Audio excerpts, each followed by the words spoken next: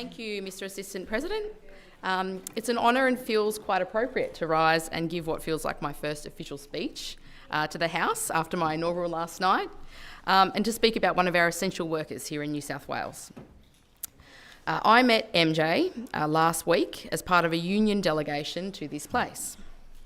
MJ is a United Services Union delegate and a New South Wales ambulance emergency call taker. MJ is probably someone you never want to have to call upon. She's one of the people at the other end of the line when you call 000. However, if you do need to call, she is exactly the sort of person you want to be on the other end of the line. She is calm.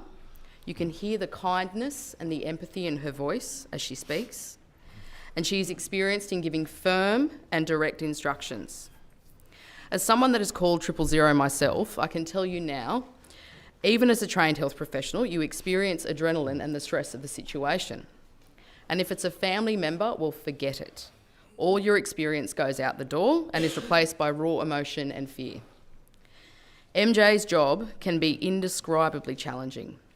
The roulette of phone calls that enter the call centre are, and to use her words here, motor vehicle accidents, heart attacks, strokes, babies in too much of a hurry to be born, people who don't wake up one morning, people who fall, sustaining serious head injuries, suicides of the most horrifying and confronting scenes, patients bleeding, patients vomiting, patients not breathing, small children with burns and scalds, those dealing with dementia and terminal illnesses, people who so desperately want to live, and people who so desperately want to die.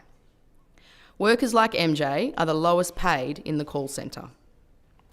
Trainees have just 6 weeks of training before they are on the other end of the phones. Their role is currently classed as administrative, which does not acknowledge the true breadth and scope of the work people like MJ do. I want to personally thank MJ for sharing her story with members in this place and the other place, for her role, an important role as a United Services Union delegate, and for the essential work she does every day for the people in this state. Workers like MJ are invaluable.